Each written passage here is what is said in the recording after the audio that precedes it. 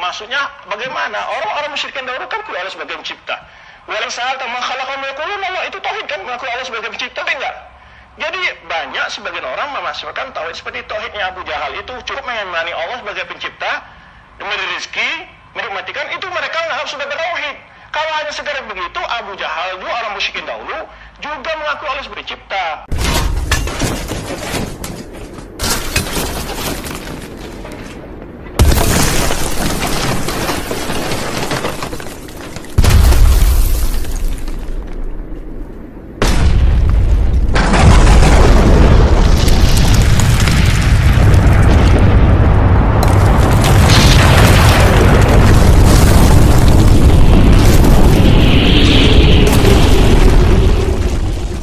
Kebohongan para ulama Wahabi tentang tauhid rububiyah.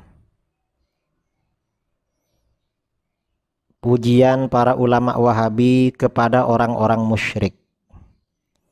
Ini kitab berjudul Kaifa Nafhamut Tauhid, karangan Muhammad bin Ahmad Bashmil, salah seorang ulama Wahabi. Dan kitab ini disebarkan di Indonesia melalui lembaga-lembaga Wahabi yang ada di mana-mana. Pada halaman 16 dan 17 ada bab Tauhidu Abi Jahlin wa Abi Lahabin. Bab yang menerangkan tentang tauhidnya Abi Jahal dan Abi Lahab. Kata si Wahabi tadi, Bashmil, dalam kitab ini dia mengatakan Abu Jahlin wa Abu Lahabin wa man ala dinihim minal musyrikin kanu yu'minuna billah wa yuwahhidunahu fir rububiyyati khaliqan wa raziqan muhyiyan wa mumitan darran wa nafi'an la yusyrikuna bihi fi dzalika syai'a. Abu Jahal, Abu Lahab dan orang-orang musyrik yang seagama dengan mereka selalu beriman kepada Allah dan mentauhidkannya dalam rububiyah sebagai yang maha pencipta, maha pemberi rizki, maha menghidupkan, maha mematikan, maha mendatangkan bahaya, dan maha mendatangkan manfaat. Mereka orang-orang musyrik itu tidak syirik sama sekali dalam hal tersebut. Ini kitab Majmu' Fatawa wa Maqalat Mutanawwi'ah, karangan Mufti Wahabi di Saudi Arabia, Abdul Aziz bin Abdullah bin Bas. Dalam kitab ini dia mengatakan, amma kaunuhu subhanahu rabbal jami'i wa khaliqal khalqi wa raziqahum wa annahu kamilun fi dhatihi wa asma'ihi wa sifatihi wa af'alihi wa annahu la syabiha lahu wa la nidda lahu wa la mathila lah. Fahadha lam yaqa' fihi al-khilafu bainar rusuli wal umam bal jami'ul musyrikin min Quraisy wa ghairihim muqirruna bihi. Adapun adanya Allah Subhanahu wa taala sebagai Rabb, Tuhan rububiyah semuanya, sebagai pencipta makhluk dan pemberi rizki mereka, maka tidak ada perselisihan di antara para rasul dan semua umat. Bahkan seluruh orang-orang musyrik Quraisy dan lainnya mengakui hal tersebut. Ini juz 2 halaman 71. Kesimpulan tauhid rububiyah Wahabi di atas. Abu Jahal, Abu Lahab, orang-orang musyrik yang seagama dengan keduanya, dan bahkan seluruh umat manusia telah beriman dan mentauhidkan Allah dalam hal rububiyah, bahwa hanya Allah yang menciptakan, memberi rizki, menghidupkan, mematikan, mendatangkan bahaya dan manfaat. Sedikit pun mereka tidak syirik dalam hal keyakinan tersebut. Pertanyaannya adalah, apakah anggapan di atas bahwa Abu Jahal, Abu Lahab dan orang-orang musyrik itu beriman dan bertauhid rububiyah itu benar dan sesuai dengan dalil-dalil Al-Quran dan hadis? Anggapan Wahabi tersebut jelas merupakan kesalahan, kebohongan, dan berlebih-lebihan.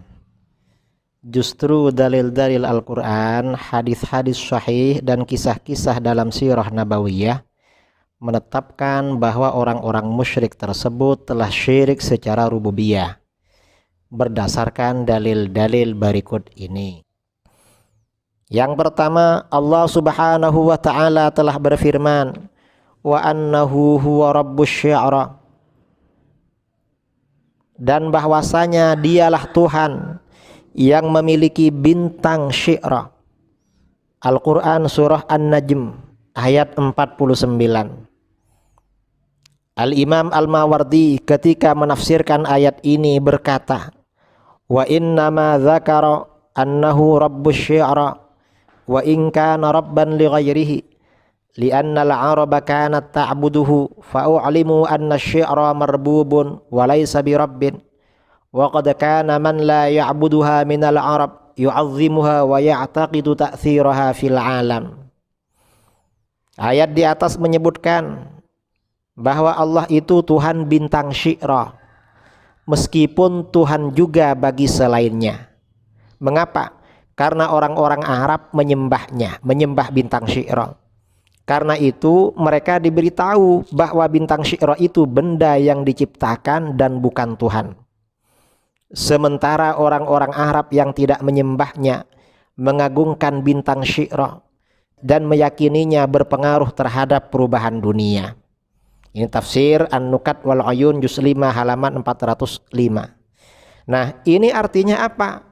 Ini artinya orang-orang musyrik dan juga orang-orang Arab itu berkeyakinan bahwa bintang itu berpengaruh, seperti mendatangkan keuntungan, mendatangkan kesejahteraan, atau menolak, menghilangkan mara bahaya. Penafsiran Imam Mawardi ini dikuatkan dengan hadis sahih berikut ini. An Zaid bin Khalid al-Juhani annahu qala shalla lana Rasulullah sallallahu alaihi wasallam salatus subh bil Hudaybiyah ala ithri sama'in kanat minal laila falamman sarafa aqbala 'ala an-nas faqala hal tadrun madza qala rabbukum qalu Allahu wa rasuluhu a'lam qala asbaha min ibadi mu'minun bi wa kafir fa amma man qala mutirna bi fadlillahi wa rahmatihi fadzalika mu'minun bi wa kafirun bil kawkab wa amma man qala bi nau'i kadza wa kadza fadzalika kafirun bi wa mu'minun bil kawkab rawahul Bukhari wa Muslim. Zaid bin Khalid al-Juhani berkata, Rasulullah sallallahu alaihi wasallam menunaikan sholat subuh bersama kami di Hudaybiyah setelah hujan dari malam hari. Setelah selesai, beliau menghadap kepada orang-orang dan bersabda, tahukah kalian apa yang dikatakan oleh Tuhan kalian? Mereka menjawab, Allah dan Rasulnya yang lebih mengetahui. Beliau bersabda, Allah berfirman, di antara hamba-hambaku ada yang beriman kepadaku dan ada yang kafir. Adapun orang yang berkata, kami diberikan hujan dengan anugerah Allah dan rahmatnya, maka dialah orang yang beriman kepadaku dan kafir kepada bintang. Adapun orang yang berkata, kami diberi hujan sebab bintang ini dan ini, maka dialah orang yang kafir kepadaku dan beriman kepada bintang. Hadis riwayat Al-Bukhari dan Muslim. Nah, hadis ini memberikan pesan bahwa orang-orang musyrik beranggapan bahwa bintang itu dapat menurunkan hujan, bukan Allah Subhanahu wa taala. Karenanya di sini dikatakan orang kafir. Kemudian di dalam ayat yang lain Allah juga berfirman, wattakhadhu min dunillahi alihatan liyakunu lahum 'izza. Dan mereka mengambil sembahan-sembahan selain Allah agar sembahan itu menjadi pelindung bagi mereka. Surat Maryam ayat 81. Al-Imam Ibnu Katsir berkata di dalam tafsirnya, yukhbiru ta'ala 'anil kuffaril musyrikin bi rabbihim annahum ittakhadhu min dunihi alihah litakuna tilkal alihatu 'izzan ya'tazzuna biha wa yastanshirunaha. Allah Subhanahu wa taala mengabarkan tentang orang-orang kafir yang mempersekutukan Tuhan. bahwa mereka orang-orang kafir itu mengambil sesembahan selain Allah agar sesembahan itu menjadi pelindung dan penolong bagi mereka. Artinya apa? Orang-orang kafir yang menyembah berhala-berhala itu, menyembah sesembahan selain Allah, mereka punya keyakinan bahwa berhala-berhala itu dapat melindungi dan memberikan pertolongan. Artinya apa? Orang-orang kafir jelas syirik secara rububiyah, tidak beriman dan tidak bertauhid secara rububiyah. Dalam ayat yang lain Allah juga berfirman, "Wattakhadhu min dunillahi alihatan la'allahum yunsharun." Mereka mengambil sesembahan selain Allah agar mereka mendapat pertolongan. Surah Yasin ayat 74. Al-Hafidz Ibnu Katsir berkata di dalam tafsirnya, yaqulu ta'ala munkiran 'alal musyrikin fi ittikhadhihimul andad alihatan ma'allah yabtaghuna bidzalika an tansurahum tilkal alihah wa tarzuqahum wa tuqarribahum ilallahi zulfa. Allah Subhanahu wa taala mengabarkan seraya menolak terhadap orang-orang musyrik yang mengambil sekutu-sekutu sebagai sesembahan bersama Allah. Mengapa orang-orang musyrik mengambil sekutu-sekutu seperti berhala-berhala sebagai sesembahan bersama Allah? Orang-orang musyrik berharap agar sesembahan itu menolong mereka, memberi rizki, dan mendekatkan mereka kepada Allah. Artinya apa? Ayat ini memberikan pesan bahwa orang-orang musyrik itu meyakini bahwa berhala-berhala yang mereka jadikan sesembahan itu dapat memberikan pertolongan, memberikan rizki, dan mendekatkan mereka kepada Allah.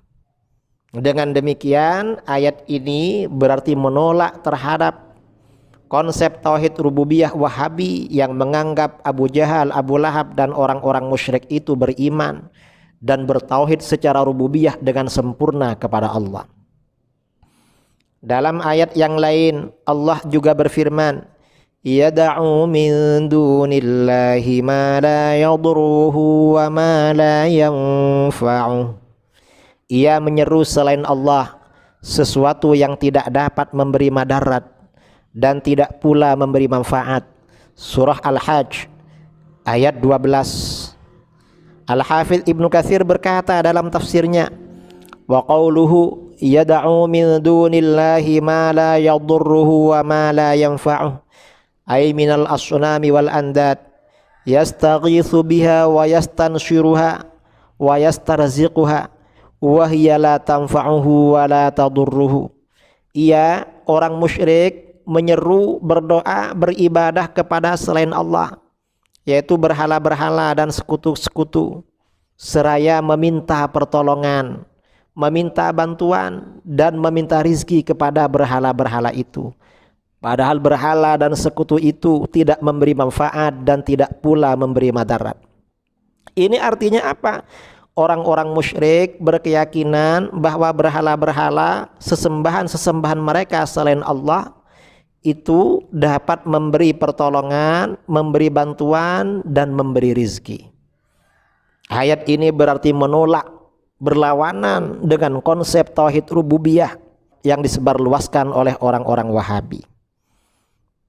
Dalam ayat lain Allah juga berfirman, wa yukhawwifunaka billadzina min dunih, dan mereka mempertakuti kamu dengan sesembahan selain Allah. Surat Az-Zumar ayat 36. Al-Imam Ibnu Jarir At-Tabari ketika menafsirkan ayat tersebut berkata dalam tafsirnya, yaqulu ta'ala dzikruhu li nabiyhi Muhammadin sallallahu alaihi wasallam wa yukhawwifuka haula'il musyrikuna ya Muhammad billadzina min dunillahi minal awthani wal alihah an tusibaka bisu bi bara'atika minha wa aibika laha wallahu kafika dzalik. Allah Subhanahu wa taala berfirman kepada nabinya Muhammad sallallahu alaihi wasallam, orang-orang musyrik itu menakut-nakuti kamu hai Muhammad Kamu ditakut-takuti dengan sesembahan-sesembahan selain Allah, yaitu sesembahan-sesembahan dan berhala-berhala. Bahwa sesembahan dan berhala itu akan menimpakan keburukan kepadamu. Mengapa? Sebab perlepasan dirimu darinya. Sebab kamu melepaskan diri dari sesembahan dan berhala itu. Dan celaanmu kepadanya, kamu mencela berhala-berhala dan sesembahan-sesembahan itu. Tapi tidak perlu khawatir, Allah yang maha mencukupimu dari berhala-berhala dan sesembahan-sesembahan yang tidak bermanfaat itu. Ini artinya apa? Orang-orang musyrik meyakini bahwa berhala-berhala dan sesembahan-sesembahan selain Allah itu dapat memberi manfaat dan memberi madarat. Ini bertentangan dengan tauhid Wahabi. Ayat-ayat tersebut diperkuat oleh hadis berikut ini. Qissati Islami Dhimam ibn Tha'labah radhiyallahu an. Kisah masuk Islamnya Dhimam bin Tha'labah radhiyallahu an. Fa'ata ila ba'irihi fa'atlaqa iqalahu thumma kharaja hatta qadima ala qaumihi fajtama'u ilayhi fakana awwalu ma takallama bihi an qala bi'satil latu wal uzza qalu mah ya Dhimam ittaqil barasa wal judham ittaqil junun qala wailakum innahuma wallah la yadurrani wa la yanfa'an. Ia Dhimam bin Tha'labah setelah masuk Islam mendatangi ontanya lalu melepas ikatannya, kemudian pergi membawa onta itu hingga mendatangi kaumnya. Maka mereka berkumpul kepadanya. Lalu ucapan yang pertama ia katakan kepada mereka adalah, alangkah buruknya Tuhan Lata dan Uzza. Mereka kaumnya berkata, jangan begitu Dhimam, takutlah kamu pada penyakit belang dan lepra, takutlah kamu pada penyakit gila. Artinya apa? Kaumnya Dhimam yang masih musyrik itu meyakini bahwa sesembahan mereka berhala Lata dan Uzza dapat membawa madarat dan manfaat. Lalu sahabat Dhimam radhiyallahu an berkata, celaka kalian, sesungguhnya Lata dan Uzza demi Allah tidak memberi madarat dan tidak pula memberi manfaat. Hadis ini hadis hasan, riwayat Ahmad, Ad-Darimi, Al-Hakim dan Al-Baihaqi. Kemudian kisah dalam sirah Nabawiyah tentang Islamnya sahabat Zinnirah radhiyallahu anha. Qalat Ummu Hani'in bintu Abi Talib a'taqa Abu Bakrin Zinnirah fa usiba basaruha hina a'taqaha faqalat Quraisyun ma adhaba basaraha illa Lat wal Uzza faqalat kadhibu wa baitillah ma yughni Lat wal Uzza wa la yanfa'an faraddallahu ilaiha basaraha. Ummu Hani binti Abi Talib berkata, Abu Bakar memerdekakan Zinnirah, lalu matanya menjadi buta ketika memerdekakannya. Lalu orang-orang musyrik Quraisy berkata, kebutaannya pasti karena kualat Tuhan Lata dan Uzza. Zinnirah justru berkata, mereka orang-orang musyrik Quraisy itu berdusta. Demi Baitullah, Lata dan Uzza tidak dapat memberi kaya dan tidak dapat memberi manfaat. Ternyata apa yang terjadi?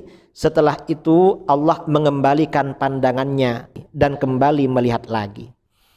Riwayat ini disebutkan oleh para ulama di dalam kitab-kitab sirah, antara lain kitab Al-Isabah fi Tamyizis Sahabah karangan Al-Hafiz Ibnu Hajar Al-Asqalani, juga dalam kitab Tarikhul Islam wa Wafayatul Masyahir wal A'lam karangan Al-Imam Al-Hafiz Az-Zahabi. Kesimpulan,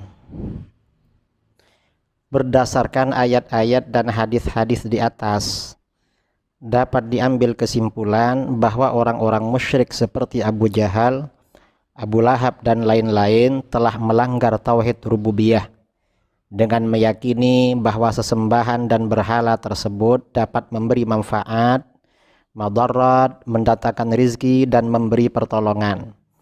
Dalam bahasa yang lebih mudah, orang-orang musyrik telah tenggelam dalam syirik rububiyah. Sedangkan ajaran kaum Wahabi yang menyucikan orang-orang musyrik bahwa mereka beriman dan bertauhid rububiyah secara sempurna adalah kesalahan, kebodohan, dan kebohongan. Lalu bagaimana dengan beberapa ayat yang dijadikan dalil oleh kaum Wahabi bahwa orang-orang musyrik seperti Abu Jahal, Abu Lahab, dan lain-lain telah beriman dan bertauhid rububiyah dan mereka tidak syirik dalam hal rububiyah sama sekali? Ayat-ayat tersebut antara lain sebagai berikut. Ini dalil kaum Wahabi. Wala in sa'altahum man khalaqas samawati wal arda la yaqulunallah qulil hamdulillahi bal aktsaruhum la ya'lamun. Dan sungguh jika engkau bertanya kepada mereka siapakah yang menciptakan langit dan bumi, tentu mereka akan menjawab Allah. Katakanlah segala puji bagi Allah, tetapi kebanyakan mereka tidak tahu. Luqman ayat 25.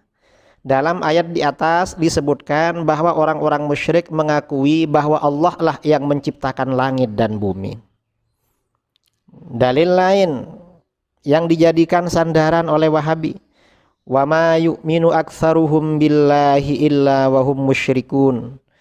Dan kebanyakan mereka tidak beriman kepada Allah, bahkan mereka mempersekutukannya. Surah Yusuf ayat 106. Dalam ayat di atas disebutkan tentang keimanan orang-orang musyrik. Para ulama berbeda pendapat mengenai ayat tersebut. Ada yang menafsirkan beriman bahwa Allah Maha Pencipta dan pemberi rizki saja. Ini riwayat dalam tafsir At-Tabari. Ada pula yang menafsirkan beriman bahwa Allah adalah Ar-Rabb yang menciptakan, sedangkan para sesembahan atau berhala itu pemberi rizki. Ini disebutkan di dalam tafsirnya Al-Imam Al-Izz bin Abdissalam. Ada yang menafsirkan beriman tersebut hanya secara bahasa saja, bukan secara hakiki atau secara syar'i. Ini disebutkan oleh Imam Ibnul Jauzi dalam tafsirnya Zadul Masir dan Ibnu Athiyyah Al-Gharnati dalam tafsirnya Al-Muharrar Al-Wajiz. Banyak juga ulama yang menafsirkan yang dimaksud syirik dalam ayat di atas adalah syirik as-sughar, yaitu riya, bukan syirik akbar yang mengeluarkan seseorang dari agama. Nah, seandainya ayat ini kita ambil pendapat yang sesuai dengan keinginan Wahabi, bahwa orang-orang musyrik itu beriman kepada Allah, Allah sebagai Maha Pencipta dan pemberi rizki. Sebelumnya, ayat sebelumnya disebutkan bahwa orang-orang musyrik mengakui Allah sebagai pencipta langit dan bumi. Maka bagaimana kedua ayat di atas dapat dipadukan dengan beberapa ayat dan hadis sebelumnya dengan pendekatan sebagai berikut. Pertama, di satu sisi orang-orang musyrik mengakui wujudnya Allah sebagai pencipta dan pemberi rizki makhluk yang ada, tetapi di sisi lain mereka juga meyakini bahwa berhala dan sesembahan selain Allah juga dapat mendatangkan rizki, pertolongan, membawa madarat dan membawa manfaat. Ini artinya apa? Mereka masih syirik secara rububiyah. Atau boleh jadi keimanan orang-orang musyrik tersebut sangat labil dan selalu berubah, sehingga keyakinan mereka juga selalu berubah dalam hal tauhid rububiyah karena tidak ada kemantapan dalam hatinya. Walhasil, orang-orang musyrik bukanlah orang-orang yang bersih atau suci dari syirik rububiyah sebagaimana diyakini oleh kaum Wahabi. Ini seperti dijelaskan dalam ayat-ayat di atas dan hadis-hadis yang telah kami sebutkan sebelumnya. Dari sini, saudara-saudara, maka kita perlu berhati-hati terhadap orang-orang Wahabi, ustadz-ustadz Wahabi. Kita juga berhati-hati kalau ada keluarga kita, saudara kita, teman kita yang berguru kepada mereka. Mengapa? Karena tauhidnya Wahabi ini menyucikan orang-orang musyrik dari kesyirikan. Menganggap orang-orang musyrik itu beriman dan bertauhid, padahal itu bertentangan dengan Al-Quran dan hadis-hadis sahih. Sementara di sisi lain orang-orang Wahabi ini membid'ahkan, menyesatkan, mensyirikkan dan mengkafirkan saudaranya sesama muslim, seperti kami terangkan dalam episode sebelumnya.